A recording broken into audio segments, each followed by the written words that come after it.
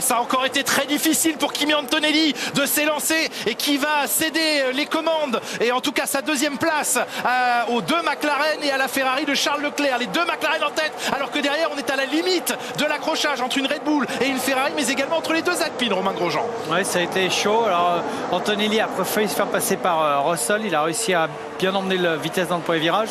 Mais effectivement, on voit encore que sur les départs, il y a des grosses différences entre les voitures. Combat entre Bortoleto et Adjar, le Français qui se retrouve ici légèrement à l'extérieur, déjà à l'amorce du virage numéro 7 et 8.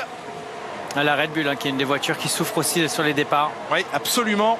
Et déjà l'entame du deuxième secteur avec Norris qui emmène son coéquipier Oscar Piastri. Les DRS immédiatement ouverts, les modes ligne droite immédiatement activés, alors que par l'extérieur Kimi Antonelli essaye de surprendre Charles Leclerc qui se bat maintenant pour défendre cette troisième place. Ouais, garder de l'énergie parce qu'on va arriver sur la grande ligne droite, celle du retour, donc savoir qui est-ce qui a réussi à garder un peu plus de batterie que le copain. Ben oui, la voici, cette longue ligne droite qui va ramener au virage 17 et ce délicat freinage 17 avec les prises de vitesse dans la ligne droite et l'exploitation de ce qui reste dans les batteries en énergie électrique. Et la Ferrari qui a très bien accéléré en début de ligne droite et la Mercedes qui revient en fin de ligne droite, donc déploiement un peu différent des deux. La fin du premier tour et beaucoup de vent provoqué par le passage des F1 dans cette longue ligne droite. Ça se décale, ça se double, ça s'attaque ici. Carlos Sainz qui est à l'intérieur sur la Cadillac de Sergio Pérez, mieux placé mais avec plus de vitesse. Sergio Pérez qui se maintient devant le pilote espagnol. Il est 11e, Isaac Adjar, un Français dans les points pour l'instant. C'est Pierre Gasly avec cette 8e place. Et Antonelli qui s'est raté. Oui. Et Russell n'en demande pas tant. On n'oublie pas que ces deux garçons sont premier et deuxième du championnat. Kimi is so bad on Tottenham. He moves at the braking, it's unbelievable. We got a crash. Ah oui, Leclerc qui n'apprécie pas les façons dont Kimi Antonelli se bat sur la piste avec trop de mouvement selon lui sur les zones de freinage. Carlos Sainz ici ferme la porte à la Cadillac, à la monoplace d'Arvid Lindblad également. Pérez qui l'a emmené bien loin, lui a fait un passe. En tête de cette course sprint, Norris prend un peu d'air maintenant avec plus d'une seconde 4 d'avance sur son coéquipier, alors que ça y est, Antonelli a retrouvé un petit peu de rythme et vient de nouveau se coller à Charles Leclerc. On revoit le départ avec un Kimi Antonelli. Et comme si encore une fois il avait lâché trop brutalement l'embrayage. Il a pris du patinage de roue arrière. On voit le volant, il a dû tout de suite contre-braquer parce que je pense qu'il a pris beaucoup de patinage de roue pour éviter d'avoir le moteur qui tombe trop bas dans les tours. Et ça coûte de la performance aussi. Il n'était pas loin de se faire surprendre par son coéquipier. Oui, qui lui, pour le coup, George Russell a pris un bon départ. Regardez sur la gauche de l'écran. Très bon départ, oui. Il était même passé avant le premier virage, mais Antonelli a conservé plus de vitesse à l'extérieur. Je pense que Russell s'est fait un peu endormi en premier virage alors qu'il avait fait un super travail. Et derrière, la bataille Verstappen-Hamilton, c'était quelque chose aussi à la sortie des trois virages. Il a fait une Alpine dedans et qui a vite lâché parce que ça allait être compliqué. Verstappen, énorme banc de patinage aussi. Et il a Hamilton tout de suite à son extérieur. Ouh, il lui a même touché le barboard et il a touché une Alpine à droite. Ah oui, c'est passé en force là. C'était plus GT3 que Formule 1 en technique. Mais il en a fait beaucoup de la GT3 ces derniers temps aussi. C'est ça. Lewis, l'idée était bonne, mais là, ça se referme un petit peu trop. Et Max, vraiment, les coups de roue. L'aileron avant, il a eu chaud. On a un petit peu de mal à suivre. On voit qu'Anthony était revenu sur Leclerc. Il a reperdu un petit peu. Ça fait un petit peu le yo-yo. Je pense que la température n'aide pas. Les pneus surchauffent en fonction de comment on utilise son énergie. Mais c'est vrai que là, Antonelli a du mal à trouver la solution. Oui.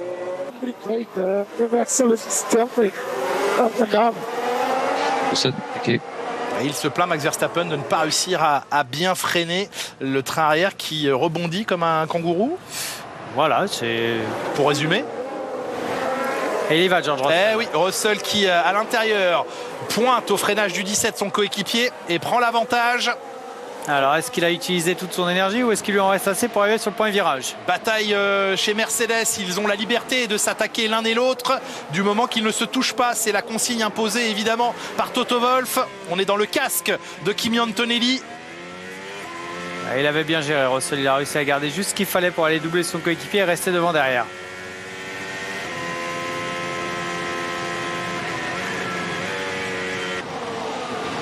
Verstappen, j'ai l'impression qu'il utilise tout là dans la ligne droite pour essayer d'aller chercher Lewis Hamilton. Ouais. Et à nouveau le décalage. Regardez, il y va. Et il y va derrière. Alors que Hamilton tente de garder la vitesse. Ah oui, mais là, le dépassement, il est hors piste là. Le dépassement, il se termine hors des limites de la piste. Voyons les décisions. Hamilton, évidemment, à la radio. Voilà, Max va dépasser en allant au-delà des limites de piste. On est d'accord. Et regardez, il veut le laisser passer, mais Lewis Hamilton ne veut pas y aller. Oui. Ah oui. Bah, vas-y. Il le laisse, mais ils sont au ralenti. Ben allez-y les amis. Ben, je comprends pas. Ils veulent la zone de Votec. Ils veulent être derrière la ligne. Ils étaient au ralenti. Mais du coup, ils ont perdu tellement de temps. Ça nous rappelle du Jeddah il y a quelques années. On revoit ici la double action des Mercedes entre elles, où Kimi Antonelli reprenait l'avantage sur Russell, mais là, effectivement, Max Verstappen a fini son dépassement hors des limites de piste. Piastri qui voit derrière lui grossir la Ferrari de Charles Leclerc, elle grossit dans ses rétroviseurs. Ouais, c'est exactement ce que j'étais en train de regarder. Max Verstappen qui retarde énormément son freinage et même la fermeture de son aileron arrière mobile pour prendre l'avantage sur la Ferrari du Britannique. Est-ce qu'il va essayer de venir... Oh là là, le train arrière de la Ferrari qui n'est plus là. Ouais. Alors qu'on revoit derrière au ralenti Esteban Ocon qui a perdu un morceau de bargeboard peut-être. End plate avant droite, je dirais. Ou de l'aileron.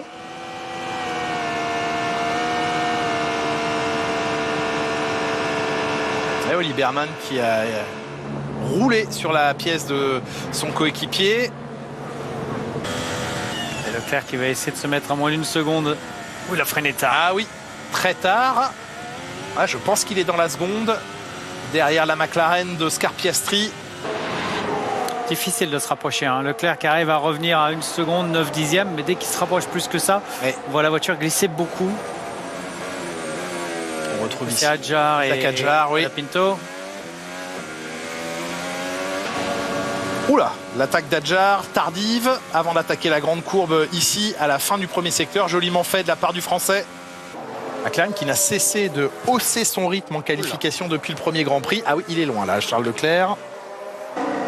Et Lando Norris qui s'apprête à revivre l'expérience savoureuse de la victoire en course sprint. Ici, il s'était imposé l'an dernier déjà dans cette course sprint à Miami. La victoire de Lando Norris dans cette course sprint ici.